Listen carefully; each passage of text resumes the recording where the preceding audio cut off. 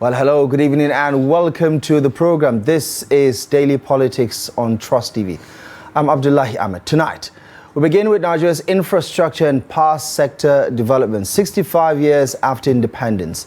In 1960, the outlook was promising, but with the population now well above 200 million plus, the country still struggles with deficit across sectors that are supposed to drive the economy. Successive governments have raised expectations of progress, but many Nigerians remain skeptical about real efforts to change the Nigerian story for the better.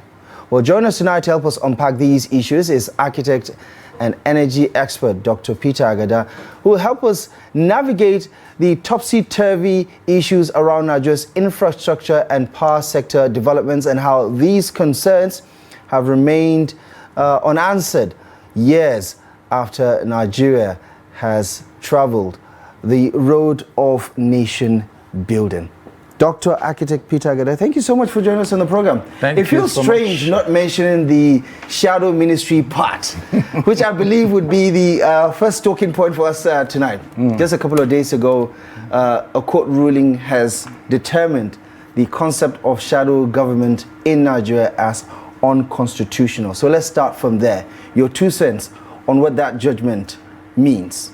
Well, thank you so much, Abdullahi, for another great opportunity to, of course, share some light on the infrastructure, energy sector, housing sector, urban development sector in Nigeria. Let me react quickly to your opener. First of all, thank you so much for the introduction. You took out the shadow minister part, right, because we are very law-abiding people. My principal, Professor Patu Tomi, has not reacted per se to any, has not responded to that, to my hearing. So I would just, based on principles, say that we are looking at it. We're looking at it, but in all fairness and in response to the principle of the rule of law, we are downplaying, keeping it down for the moment until we respond accordingly in the Supreme or in whatever courts, whatever courts we go in response, as a group. But it is rather unfortunate, like I said, to a couple of friends of mine reached out to me and said, "You see, we told you you're unconstitutional and all of that." And I said to them, it's unfortunate that these same people that today form the government were the same people that with us at the time, okay, myself, Professor Patu Tomi, I'm going to mention Nasir El-Rufai, even the current president of the country, we were on one side together, and we were the shadow team or the shadow group of persons who are proffering counter policies when the other parties were in power. So I wonder why today it's not a free thing anymore. But like I said, we're not responding. We are keeping it quiet for now. We will respond appropriately at the right time, maybe in the courthouses, and see what happens to that. But the shadow systems and shadow government systems, to us, we feel that it's a free society, and the aim, again, like we keep saying, is to proffer alternatives which can be accepted or not accepted, and alternatives for me, it's like in my profession, for example, most other elite and top professions, the principle of peer review is always very, very key to your moving forward. You must have other colleagues of yours, other persons look at that thing you're propounding and say, "Oh, okay, this is right, or this is not right, or this is adding more value, or take out this or that." It gives room for accountability, in everything that we do. I peer review myself all the time. Whenever I do a design as an architect, I find another colleague of mine and I say, "Hey, can you help me look at this? What do you think?" That's the principle of being in the shadow system. Right. Yeah. And does this, and I suppose this is the crux of the matter, does this take away the wind from your sail? I doubt very, very much. Like I always say to people, even on my own, before I became a member of any shadow team or shadow system, on my own, in my spare hours as a practicing architect, I look at Nigeria, I take Nigeria, and I look at Nigeria, and I study Nigeria, and I check, this is personal, and I look at the various states and the various locations, look at endowments, and I on my own. In fact, if you will ask Nasir El-Rufai how he met me, he actually met me sometime in 2003 or 2004 when somebody brought him to my office and said, look at these young boys, look at what they are doing with the map of Nigeria.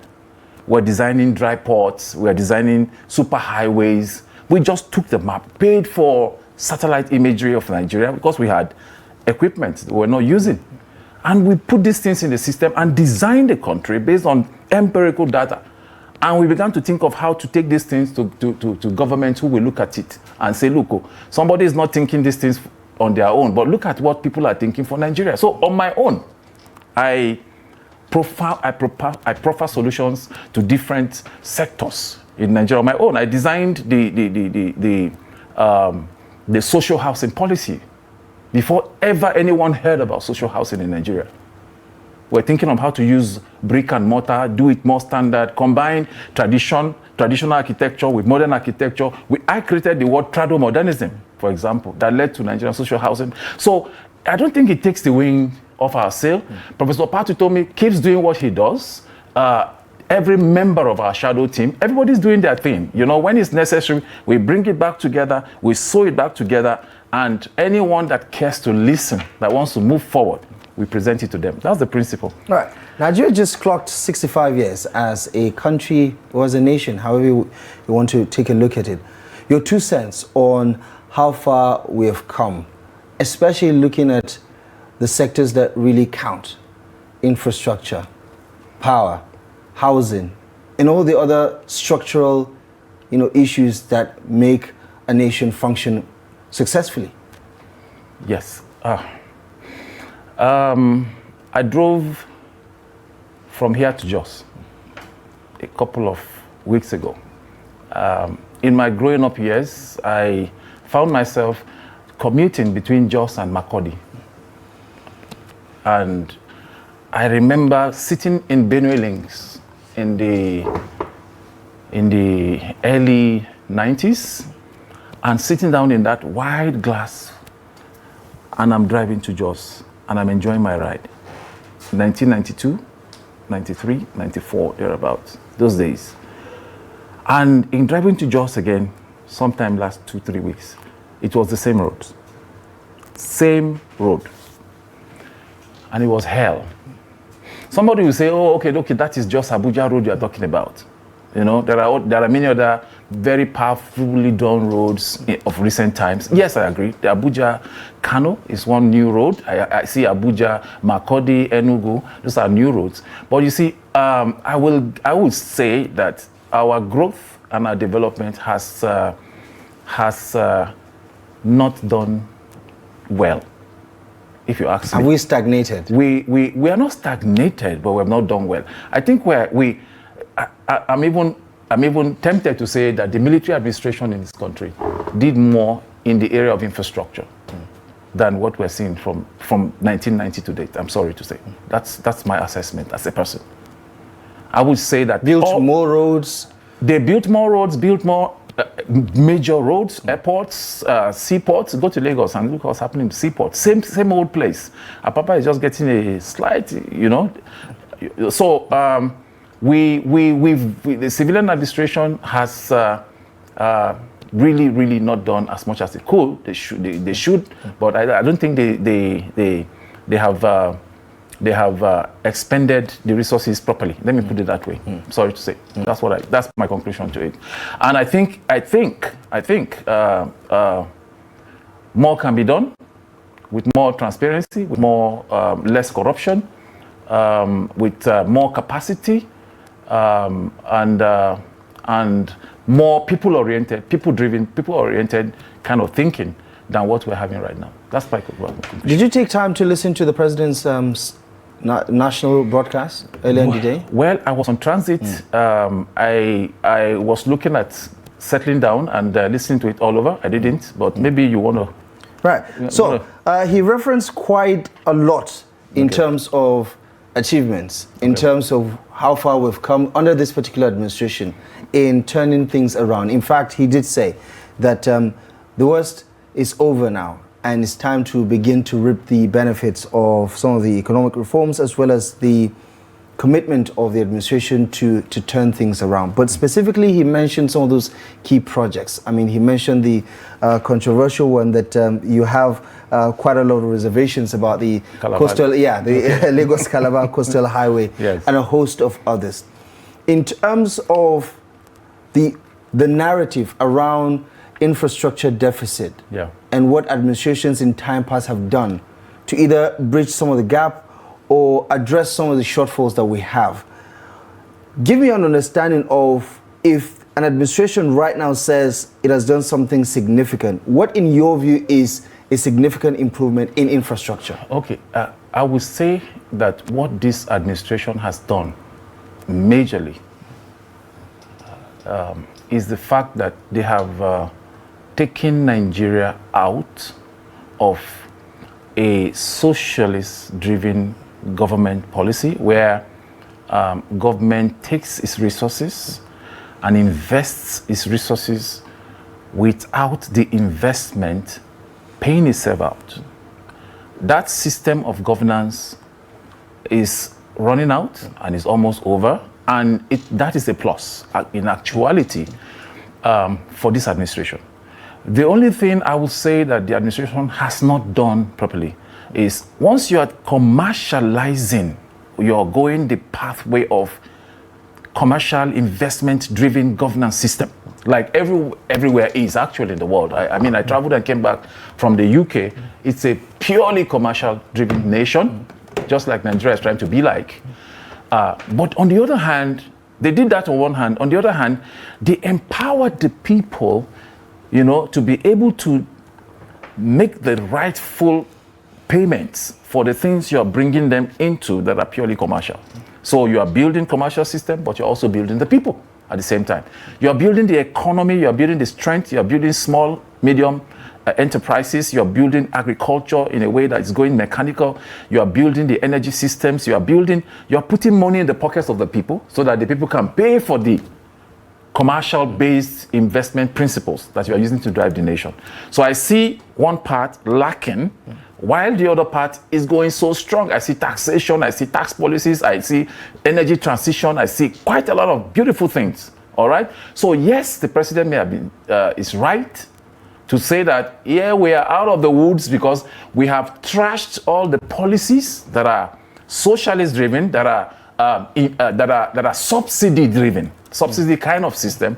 We are now doing a system where you pay, every system pays for itself, and that enables us to grow more and more. We continue to invest and develop more and invest and develop more. But what have you done in the lives of the people who are supposed to pay for these services? People still remain there while you have taken all the taxations and all the investments ramped up.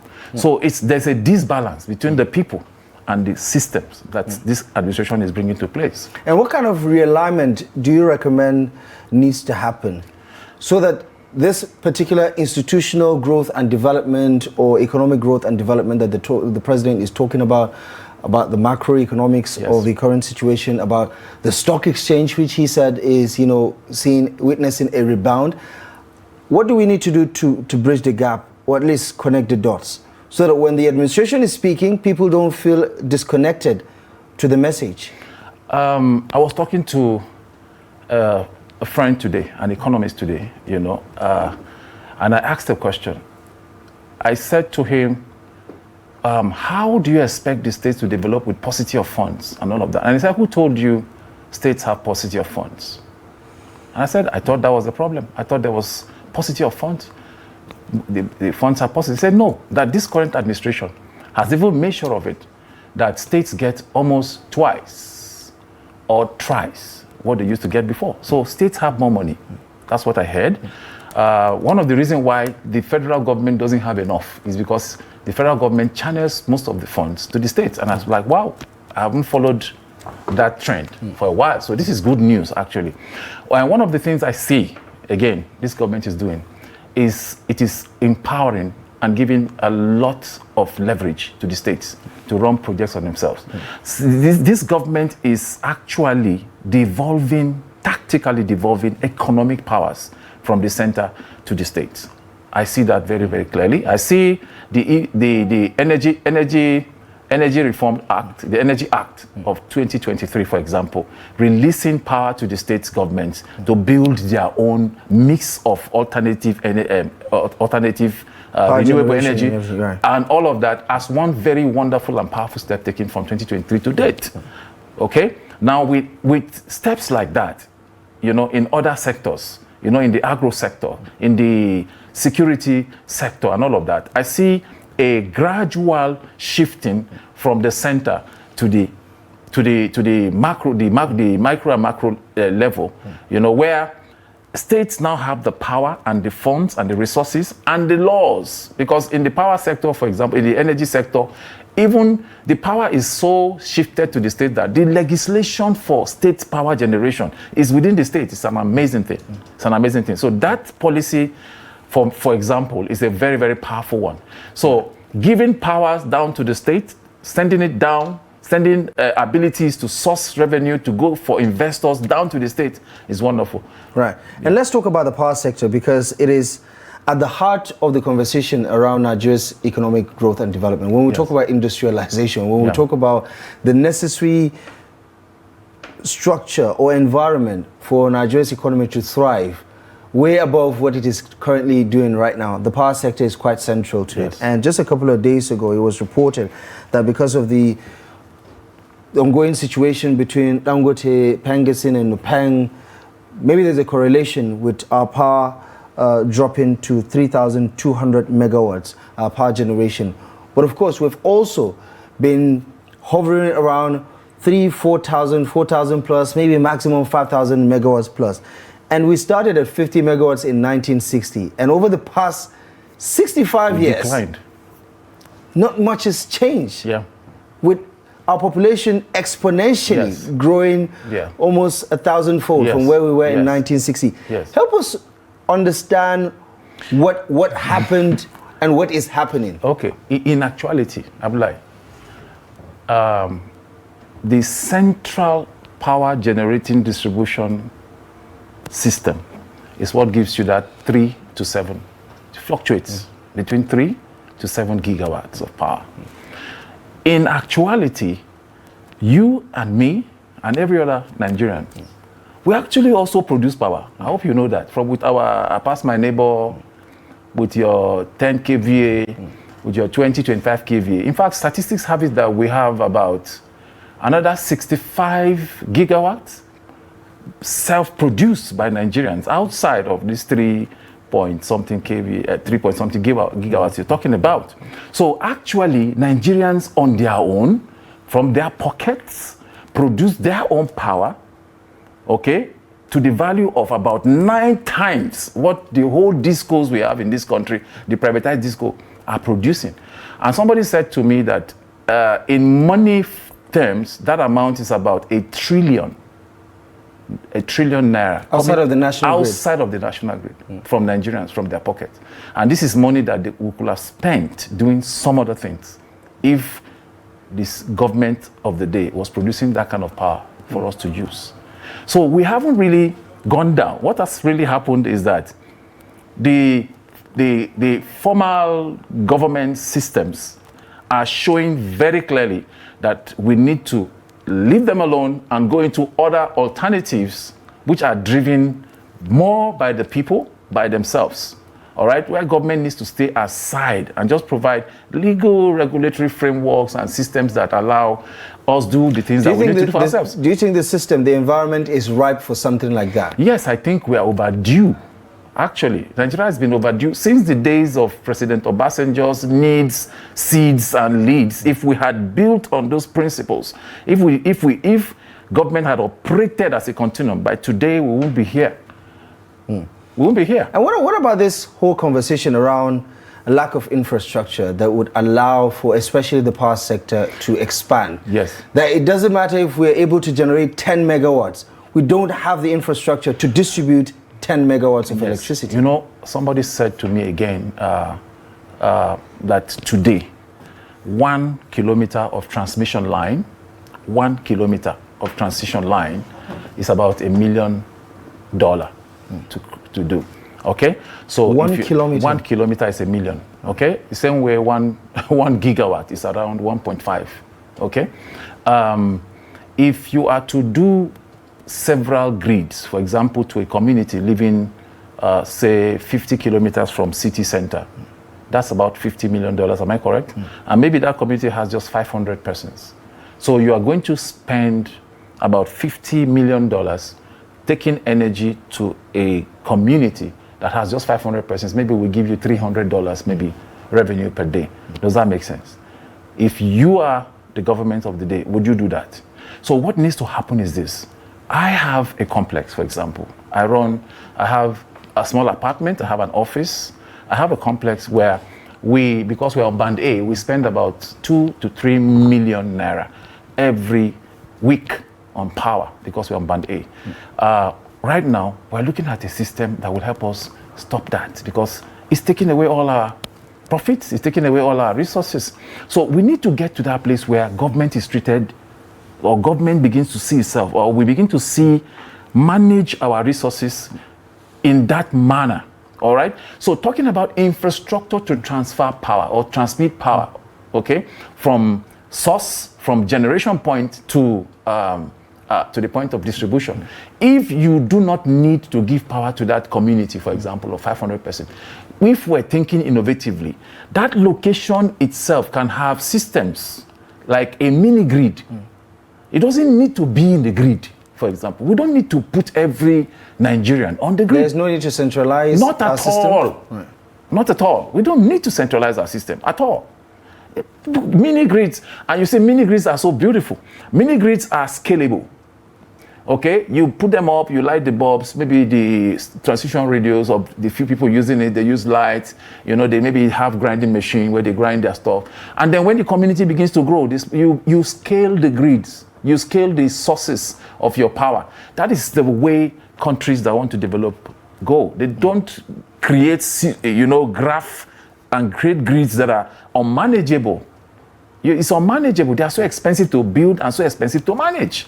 And today, we're talking about insecurity all over the place. They are vandalized. Our grids are greatly vandalized up and down. So we need to relook all of this. Right. And in talking about the power sector reforms, for instance, I remember some of the outright allegations of corruption that late former President Muhammadu Buhari made when he was still president of this country, when he talked about where's the $16 billion deal that, is supposed to allegedly give us, exactly. And we have several of these power projects that were touted as the next best thing. Yes. Case in point, the wind farms, the wind turbines in Katsina, which we've been rolling some of the footages there. I mean, didn't produce 1 kilowatt of electricity to date, and we have the infrastructure decaying. Knowing what you know about that particular sector, what is at the heart of the problem?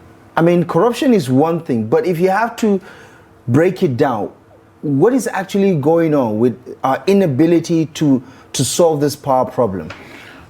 Somebody said the power problem is a puzzle because we have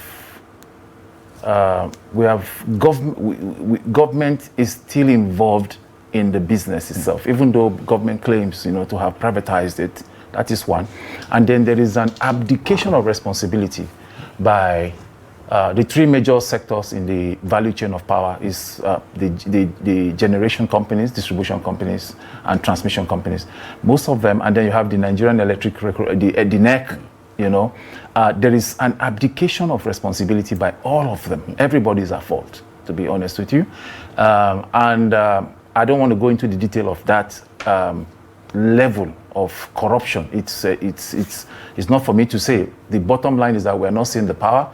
We've not left between the 3 to 7 gigawatts for more than 12, 15 years now. It's been in the decline, even though, of course, there's been some recent improvement in power, if you noticed. But what I think is this: there's a need for gross investment in the power sector in Nigeria, and there's a need for government to actually step aside. And I think is there potential? There is. For the past 25 years, say for instance from 1999 to date, or from 2000 to date, right? If there's that potentiality, the ROI is there for foreign direct investment to actually make it in Nigeria's power sector. Wouldn't that have happened? There is. You just mentioned 200 million. I heard yesterday was 280 million. That in the next, this is 2025, in the next 15 years, Nigeria is poised to become the world third largest population. And the population of the youth that is under 30 of that 280 is over 70%. It's the fastest growing, one of the fastest growing potential nation for economic explosion in the whole world. And you are looking at a nation at the heart of the tropics, the land where the potential for renewable energy and the development of renewable energy in the whole world is dwelt in. That's Nigeria for you. Yeah, but it is known everywhere. Is that a market that is going to pay,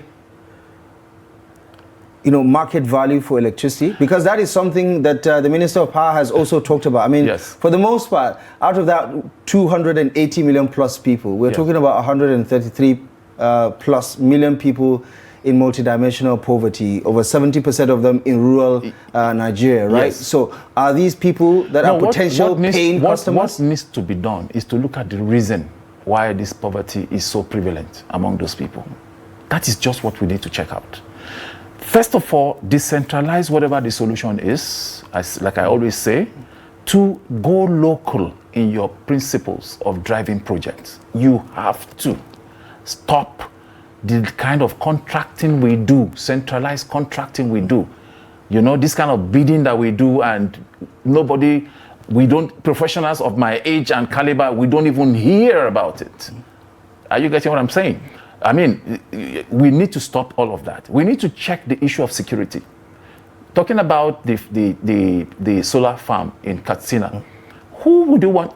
Somebody said investment follows stability, and stability follows certainty. Do we have certainty in Katsina? Would you, as an investor coming from the UK, for example, want to go to Katsina to go and revamp or optimize that solar wind farm? Would you do that? Would you want to do that? Would you want to go and station your plant there, build an office there, take your not with all the insecurity, obviously. That's it. That's the issue. So we need to check insecurity, we need to check corruption, we need to decentralize, we need to also go local. So the environment is still not ripe for the kind of investment we need? It's a big challenge. There's too much uncertainty.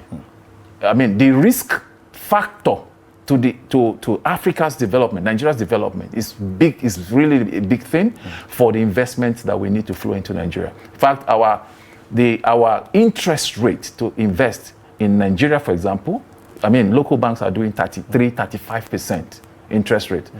Talk of what the foreign ones will do. Okay, so the risk factor is a big one. That's the big challenge with investment. So we have to de-risk, minimize the risk as much as possible. And the solution to doing that? Get the locals to do what they need. The government is for them. The land is for them. The environment is for them. Partner with the locals. You will not have all these challenges you are having. You will not. We've designed a system right now, though we're being told now to shut down. I mean, keep quiet. Are you going to keep quiet? We will keep quiet until they say we can talk again. We have nothing, we can't do anything, but we'll keep working. We keep working. I work in my office. I mean, I sectionize my time. I do what I need to do for Nigeria, and I do what I need to do for myself. Okay, we are like that. But we'll be down, we'll be quiet, we'll respect the rule of law until we are able to get them to understand what we're doing. But local systems, local driven systems, if you go to Katsina with what we have in our paper, labordirect.com, the Katsina people will call whoever is the problem amongst themselves and fix their problem and develop their land. That's what we need to do. This government has tried. Okay, fine, we devolve power, we devolve economic power, we pay directly to the local governments, even though I hear that's not happening yet. The Supreme Court has given the instruction, pay to the local governments directly. I know that is not yet happening, but that's good in itself. The day it starts to happen, the day we start having state police, the day we start having operations of the development of states directly vested on them, 100%, I think Nigeria will come out of this. Architect Dr. Peter Agada, always a pleasure having you join us on the program. Thank you so much for the analysis. And for all intents and purposes, we do hope that you don't stop, because we need alternative ideas to understand what is best for Nigeria. Alternatives will always continue to be worked on. It's just that we'll put them inside the file cabinet at the moment until they say we can put it up in the public. All right. That's it. Thank you so much. Look forward to seeing you soon. I appreciate it. Thank you so much. Exactly. Thank you so much for stopping by. All right. Thank you.